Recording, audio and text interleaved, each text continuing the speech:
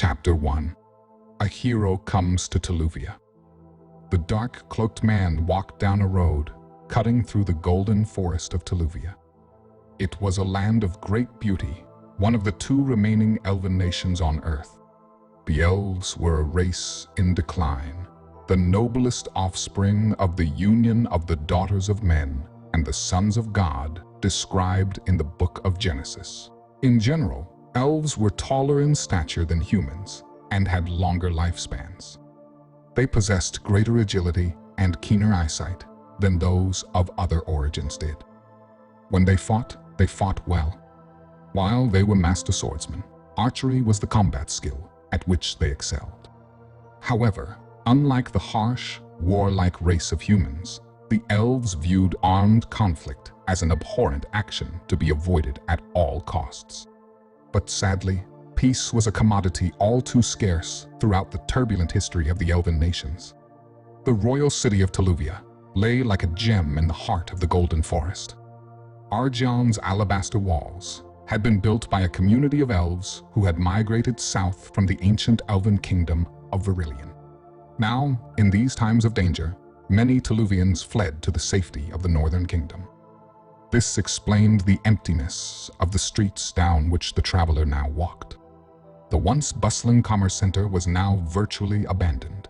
Word of the Black Dragon had spread throughout the land, and few merchants were willing to travel to such a dangerous place. Those who remained in the city were either hardy souls too stubborn to leave their homes, or people too poor to relocate elsewhere. The few inhabitants who were out in the streets gave the stranger looks of suspicion as he passed by. The man ignored their glances and continued on toward the king's castle. The majestic palace was located in the center of the once fair city. It was the home of the mighty kings of Teluvia, the latest being Eluthian, son of Ordrian. As the stranger approached the gates of the palace, an elderly guard stopped him. Only the very old and those who were too young for battle remained to protect the kingdom. "Why do you wish to see the king?" the old guard asked in an authoritative tone.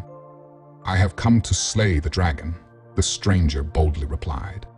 The man's words, combined with the air of confidence that seemed to surround him, instilled hope in the heart of the guard.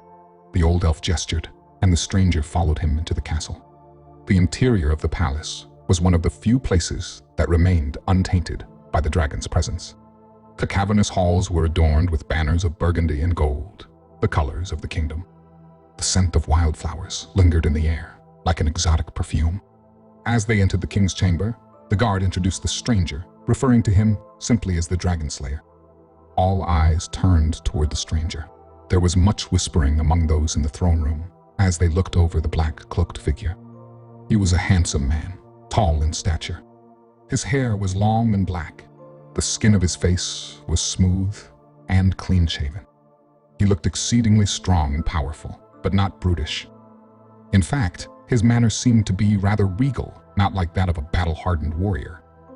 The king motioned for the stranger to come forward. The stranger approached the throne of the elf king Eluthian, third in the line of rulers of what was a considerably young nation. The king was clothed in a fine silver robe. His long brown hair was peppered with gray.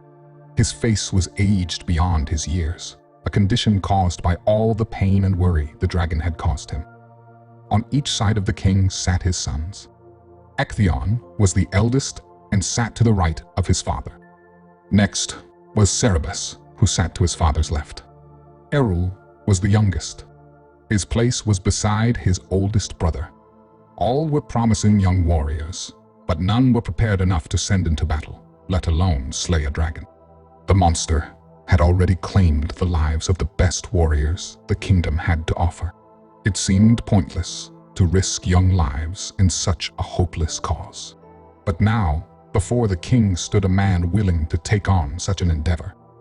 "So, you have come to rid my kingdom of this wretched beast," the king spoke. "Why do you wish to pursue such a dangerous cause?" "I wish to prove myself worthy to you, sire," the stranger answered. "Killing the dragon would undoubtedly prove your worth," the king said as his eyes carefully studied the broad-shouldered warrior. Onthariel's words loomed ominously in Eluthian's mind as he stared at the darkly clad stranger. Surely this was one of the strangers the Archbishop had seen in his dream.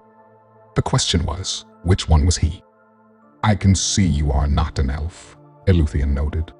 "From what country have you traveled to reach my throne?" "I am a wanderer, Your Majesty," the stranger replied. "I call no country my home." The stranger's reply drew a sudden glare of suspicion from the king. "Are you some kind of outlaw?" he asked. "I am not an outlaw, unless loneliness is a crime," the stranger answered. "I am an orphan. My parents were killed by a beast such as yours in a village far south of here. I fled the doomed land as a child and have been roaming ever since." "I am most sorry for my implication," Eluthian said regretfully. "Tell me, brave warrior, what is your name?" "Diaxes," the stranger replied. Eluthian arose and spoke. "Let all bear witness that Diaxes the Brave has come to slay the dragon Mordraken. Let us all pray for his safety and success." When the sun rose the following morning, its rays did not reach the cursed city of Arjan. Dark, brooding clouds crowded the sky over the Tuluvian capital, from horizon to horizon. A terrible storm was imminent, but it was not thunder and lightning poised to descend upon the city. Rather, it was the deadly tempest known as Mordraken. The sky was dark, but Mordraken was the color black come to life as it angled its unnatural form downward toward the city. The beast made straight for the king's castle, apparently determined to crush the very heart of the kingdom once and for all. Again, the monster scanned the ramparts with its lantern-like eyes for signs of potential adversaries. Again, it saw none, until the last moment when a dark figure stepped out through the gates of the castle. Without hesitation, Diaxes let fly the mighty spear he held in his left hand. In a remarkable display of strength and accuracy, the steel-tipped shaft hit its mark, driving deep into the luminous eye of the monster. Mordraken let out a baleful shriek as it crashed to the ground. The beast writhed in pain, using its talons in a frenzied attempt to remove the spear from its eye. Diaxes wasted no time. He drew his sword and rushed toward the dragon. Displaying great agility, he dodged the beast's massive, flailing limbs, his eyes fixed on the great wall of serpentine skin that shrouded the dragon's cruel, throbbing heart. Holding his sword with both hands, Diaxes threw all his weight forward, driving the blade deeply into Mordraken's heaving chest. The black-cloaked warrior was instantly dyed a deep shade of crimson as the dragon's blood drenched him in a foul downpour. Diaxes stabbed again and again, ignoring the stench and sting of the creature's mildly acidic life's fluid. New, more piercing screams rushed forth from the dragon's gaping maw, along with more blood. Mordraken's fate was sealed. All that was left was for Diaxes to get clear before the dragon collapsed on him. The king and his sons looked on from the tower above. They had stood silent in their awe as they watched the unparalleled act of bravery unfold before them. But they cheered in unison as Mordraken sprawled before the steps of the castle and let out a final gurgling death gasp.